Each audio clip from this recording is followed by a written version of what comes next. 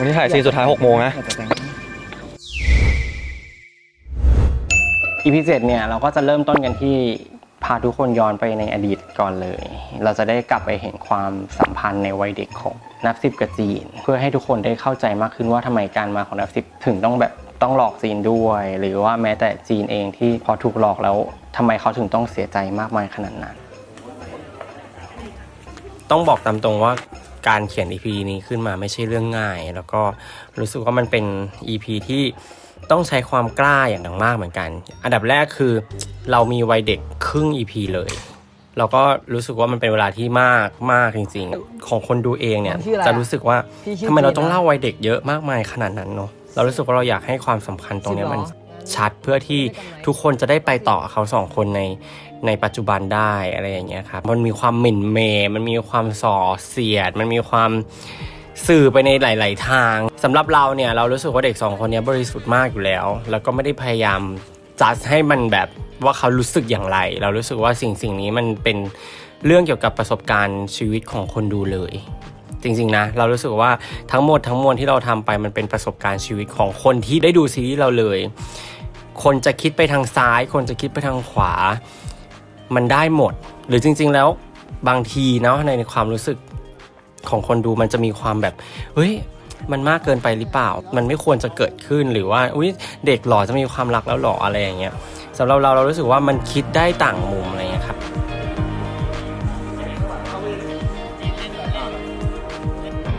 สิบรู้ใช่ไหมว่าแม่เป็นห่วงมาก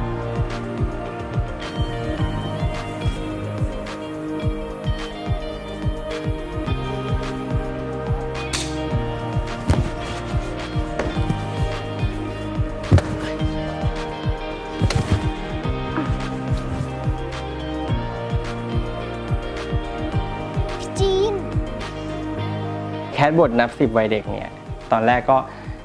หาหลายคนอยู่เหมือนกันจากเด็กเกือบ100 คนมั้งเราก็นั่งดูในคนที่โปรไฟล์ที่แคสติ้งส่งมาเราก็ดูแบบเราก็ไปเห็นเด็กคนเนี้ยที่เขายิ้มแล้วเหมือนก้าวมาก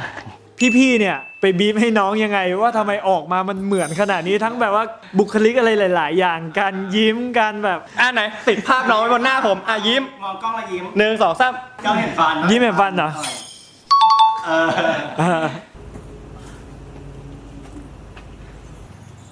ไม่ทราบว่าจีนไปทำอะไรไม่ดีกับคุณไว้หรือเปล่าคะอ๋อไม่เลยค่ะน้องจีนน่ารักมากส่วนคุณจีนเส่งรับบทเป็นคุณจีนในวัยเด็กก็มีเสน่ห์บางอย่างแล้วก็มีความเป็นพี่ชายที่เรารู้สึกว่า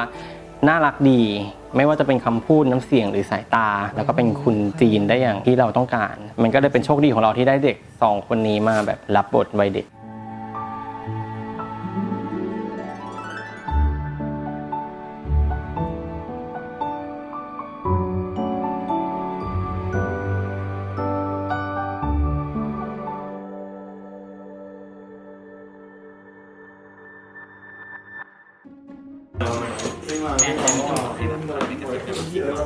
เดี๋ยวที่อยู่กันตอนบนโหลดเทสไอตอนที่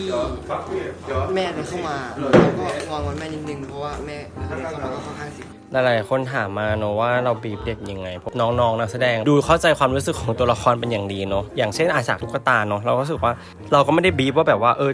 นับสิบเนี่ยเขาจะไม่ให้จีนไปยุ่งกับใครเลยเพราะเขารักจีนคนเดียวอะไรเงี้ยเราก็จะไม่ได้บอกอย่างนั้นเรารู้สึกว่ามันไม่จำเป็นอะไรขนาดนั้นสำหรับเด็กคนนึงเรารู้สึกว่าเพดานของเขาก็คือแค่รู้สึกว่าอยากจะเล่นด้วยอยากให้พี่จีนสนใจเหมือนที่พี่จีนสนใจเราในก่อนหน้านี้แต่พอพี่จีนไม่สนใจเราแล้วเรารู้สึกว่าเรางอนพี่จีนจังว่าทำไมพี่จีนไม่เล่นกับเราเหมือนแต่ก่อนแต่ก็ดันไปเล่นกับแค่ตุ๊กตาอะไรอย่างเงี้ยซึ่งเรารู้สึกว่าเขาแค่นี้สำหรับเด็กคนนึงเรารู้สึกว่าเขาพอแล้วในการที่จะรู้สึก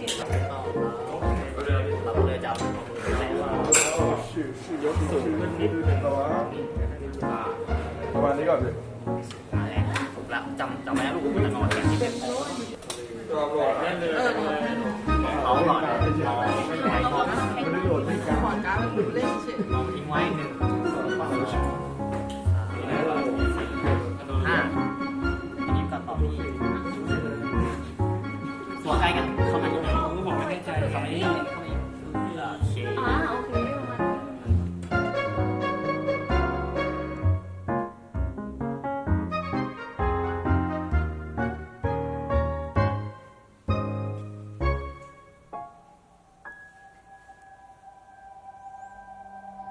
การได้เห็นฉากโซฟาที่พ่อแม่คุยกันเนี่ยคือค่อนข้างเป็นเสียง2เสียงที่เรารู้สึกว่าคนดูจะตั้งคำถามแบบเขาทั้งสองคนคุณจะเป็นแบบพ่อหรือคุณจะอยู่ฝั่งแม่ที่ไม่คิดอะไรหรือจะเป็นฝั่งพ่อที่รู้สึกบางๆว่าเขาคิดหรือเปล่าอะไรเงี้ยซึ่ง ภาษาเด็กน่ะ เราสำหรับเราทั้งพ่อและแม่ไม่ผิดเพราะว่าพ่อกับแม่มีประสบการณ์ไม่เหมือนกันประสบการณ์ชีวิตเขาต่างกันฉะนั้นการที่เขาคิดเพราะอะไรหรือไม่คิดเพราะอะไรอะไรเงี้ยแต่เราสิ่งหนึ่งสำหรับเราเนาะเรารู้สึกว่าสิ่งที่พ่อแม่ทำก็คือไม่ได้ดีเบตกันไม่ได้หยิบยกมันเป็นประเด็นที่ใหญ่โตหรือว่าไม่ได้เอาสิ่งที่ตัวเองคิดมาเป็นที่ตั้งแล้วก็ตัดสินว่าเด็กๆทั้งสองคนเป็นอย่างหนึ่งหรืออย่างสองหรืออย่างซ้ายหรืออย่างขวาเรารู้สึกว่ามันเป็นโมเมนต์นึงที่เกิดขึ้นดีกว่าและความรู้สึกเนี่ยมันเป็นของ10กับจีนอยู่แล้วในวัยเด็กซึ่งความรู้สึกนั้นมันคือความรู้สึกอะไรสำหรับเราในวัยเด็กเราไม่จำเป็นต้องไปหาคำตอบมันอยู่แล้วอะไรอย่างเงี้ย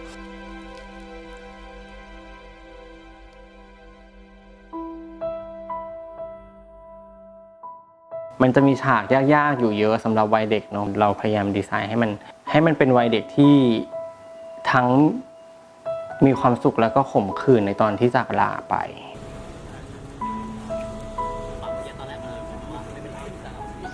แล้วพอพ่อสตาร์ทรถจะออกเราถึงหันกลับไปมองป้า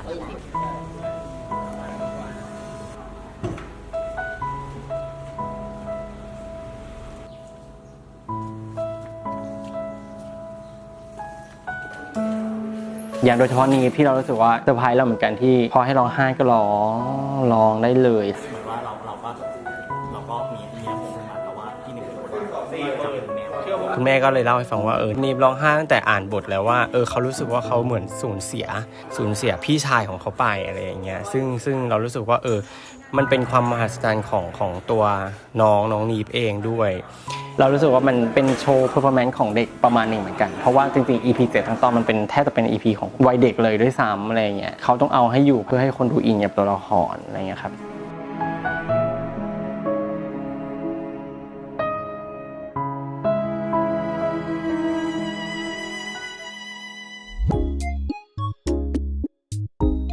มาถึงฉากขายของซีรีส์ก็คือฉากปั้นอีกฉากหนึ่งของพี่ตีซึ่งเอาเวลาครึ่งเช้าไปทั้งหมดเลยตั้งแต่7 โมงเช้ายันเที่ยงถ่าย1 ซีนคือฉากจูบหมาแขกรับเชิญเป็นพี่สงกรานต์ใช่วันนั้นแขกรับเชิญเป็นพี่สงกรานต์นะครับผมก็ด้วยความที่ว่าน้องเขาเป็นสุนัขเราก็ไม่สามารถเดินไปบีบน้องเขาได้ว่าน้องเดินมาตรงนี้เราหยุดนะแล้วน้องเดินมาตรงนี้เราแลบลิ้นนะเราบีบอย่างนั้นไม่ได้แต่พี่ตีพยายามทำนะแต่ทำไม่ได้ใช้เทคนิคกันนิดหน่อยครับในฉากที่หมาจะต้องเข้ามาหาคุณจีนในซีนเนาะเราก็ต้องใช้อาหารล่อในการที่จะให้สุนัขเข้ามาทานอาหารในมือนั่งเก่งมากโอ้ยได้เลยเก่งสุดมานี่ลูกการเอามาเร็วเอ้ามาจากไหนเนี่ยโอ้วันนี้เราการวันนี้เราก็ใช้เวลานานมากในการที่จะต้องถ่ายทำให้มันออกมาให้เป็นซีนที่ถูกต้องที่สุดเลยเงี้ยก็กินเวลาไปนานพอสมควรเหมือนกันในช่วงเช้าแต่ก็ผ่านออกมาด้วยดีครับเพราะว่าเล่นแร่แปรธาตุกันไปเพื่อที่จะให้มันออกมาอย่างที่ต้องการที่สุดเรียกสงการว่าน่ารักสงการก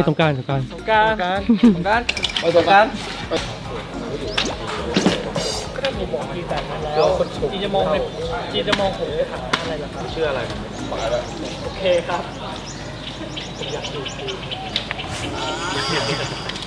ก็ยังไงถูกนะอยากจูบจีนแล้วอย่างนี้เลยอ่ะ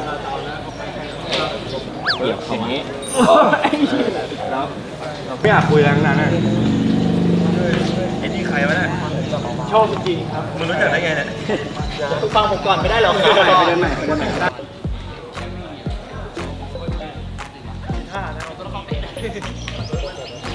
ก็ไม่จบแค่นั้นเพราะว่าเป็น2ซีนที่ยากนั่นก็คือซีนที่สารภาพความรู้สึกกันก็เป็นซีนที่ยากเหมือนกันเพราะว่าจริงๆแล้วมันเป็นเรื่องของตัวนักแสดงเองอะไรอย่างเงี้ยก็ต้องทำการบ้านมาอย่างหนักเพราะว่าทุกคำพูดมันต้องรู้สึกจริงๆอย่างที่เราบอก เรารู้สึกว่ามันเป็นคำพูดที่ต้องรู้สึกจริงๆเท่านั้นถึงจะเข้าถึงตัวละครและเข้าถึงคนดูได้อะไรอย่างเงี้ยเรารู้สึกว่าทั้งคู่นั้นรักกันแล้วเพียงแต่ว่าจุดเริ่มต้นมันไม่ค่อยดีเท่านั้นเองมันเป็นเรื่องของสิ่งที่นับสิบทำต่อจีนสุดท้ายแล้วความจริงมันก็คือความจริงนับสิบก็ต้องยอมรับในสิ่งที่ตัวเองทำคุณจีนก็ต้องเรียนรู้ในสิ่งที่นับสิบทำแล้วว่าทั้งตัวละครสองตัวนี้ยังมีอะไรที่ต้องปรับความเข้าใจกันอีกเยอะในตอนต่อไปอะไรอย่างเงี้ยนะครับ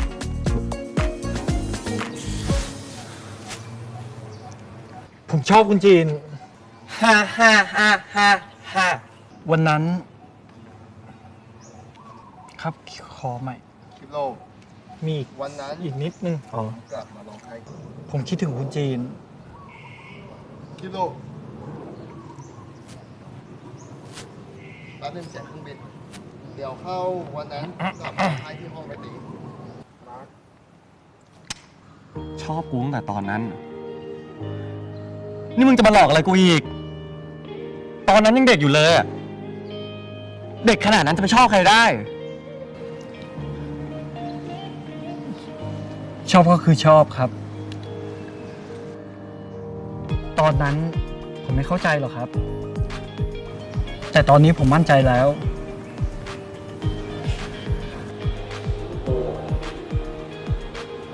ความยากอีกอันหนึ่งก็คือฉากจูบแล้วเราก็พยายามดีไซน์ให้มันมีเสน่ห์บางอย่าง ผมอยากจูบ ไม่ใช่จูบไม่ได้จูบมาอันที่เราต้องไปอยู่แขนข้างหลังเขาที่เขาปึ๊บอย่างนี้ก็เราโอเคประมาณนี้แหละ โอเคครับโอเค เราเพิ่มนับสิบพุ่งเข้ากระโจนจูบจีนเข้าไปให้ดูน่ารักแหละสำหรับเราแล้วก็มีความเป็นลูกล่อลูกชนของตัวนับสิบแล้วของจีนที่เรารู้สึกว่ามันเป็นเนี่ยแหละฉันรู้แล้วว่าเธอจะมายังไงแต่ฉันก็จะรับมันได้แล้วหลังจากนี้เป็นจูบที่เรารู้สึกว่ามันก็สื่ออะไรบางอย่างที่เรารู้สึกว่าอยากดีไซน์ให้มันเป็นว่าต่อไปนี้นับสิบมันเจ้าเล่ห์ยังไงคุณจีนจะรู้และรับมันทันแล้วเราก็ต้องพยายามบอกว่าคุณจะต้องจูบให้มันรู้สึกโหยหานะให้มันรู้สึกว่าเนี่ยนี่คือจูบที่คุณอยากจูบเขามากๆหลังจากที่เขาหายไปหลายคืนเป็นจูบที่เรารู้สึกว่าเนี่ยมันเป็นจูบที่พิเศษมากๆเราอยากทำให้จูบเนี่ยมันดีที่สุดอยากให้มันพิเศษที่สุดสำหรับเขาแล้วก็สำหรับเราอะไรเงี้ยนี่คือสิ่งที่จูบนี้พยายามจะบอกสื่อถึงคนดูเนาะถ้าทุกคนชอบมันเราก็ดีใจอะไรเงี้ยครับ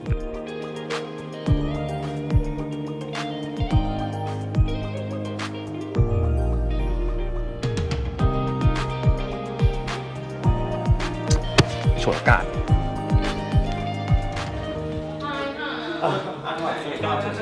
พ่วงกับอยากให้อยู่เกาหลีนะแต่เมืองเช็คก่อนมันเหนียวมากเช็คก่อนเช็คหน้าก่อนเลยเช็คหน้าก่อนคุณชื่อลุมเลย ถือว่าเป็นเกียรติมากครับที่มีคอนเทนิวมาถัดให้ขนาดนี้เป็นไรครับเจ็บคอฮะเจ็บคอเป็นมากี่วัน2 วันแล้วฮะไหวครับไหวสู้ๆ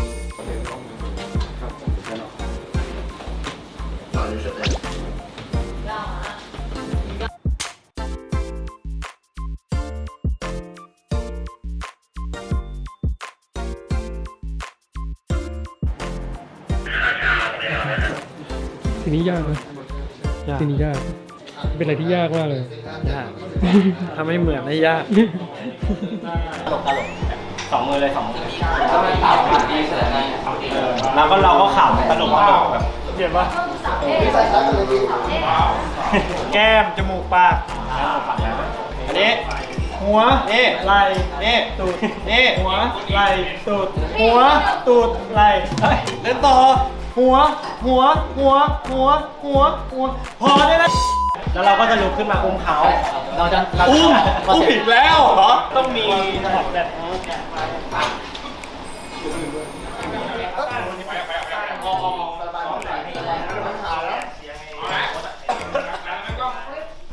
อย่างที่เห็นว่าหลายๆสิ่งที่เราออกแบบหรือพยายามเพลงการเคลื่อนกล้องอะไรอย่างเงี้ยอย่างที่เห็นกันมันจะมีความเป็นเพ้อฝันมีความเป็นฟุ้งมีความเป็นเทพนิยายหน่อยๆอันนี้ไม่เป็นสิ่งที่เราตั้งใจเพราะรู้สึกว่าอยากให้ EP นี้มันคอมพลีทของความสัมพันธ์ของเขาทั้งคู่จุดที่ทั้งคู่ได้รู้ว่านี่แหละคือความรักและเขาก็รู้สึกถึงมันทั้งคู่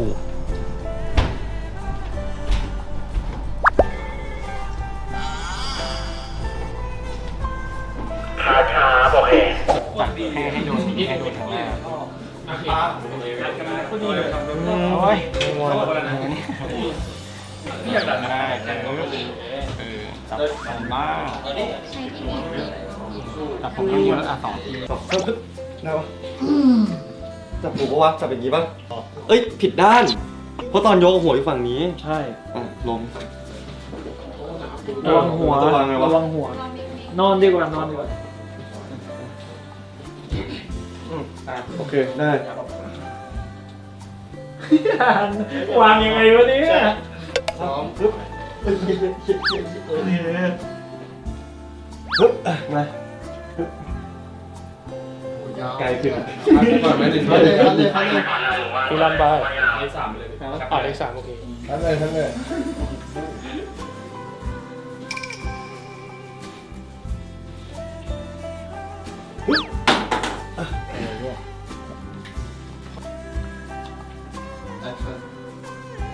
ซึ่งสำหรับเราเนี่ยมันคือยังไม่จบหรอกมันยังมี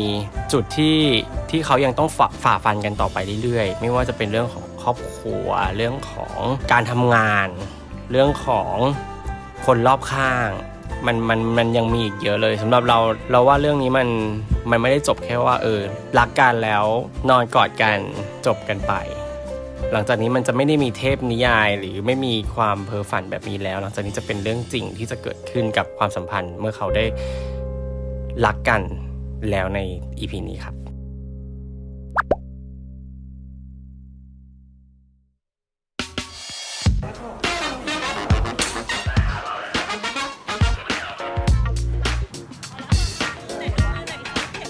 อุ๊ยชื่อรันขอโทษ แล้วล็อกปัน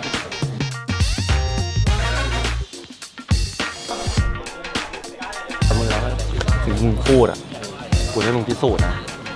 ไม่ต้องปล่อยกันถ้าเป็นในนิยาย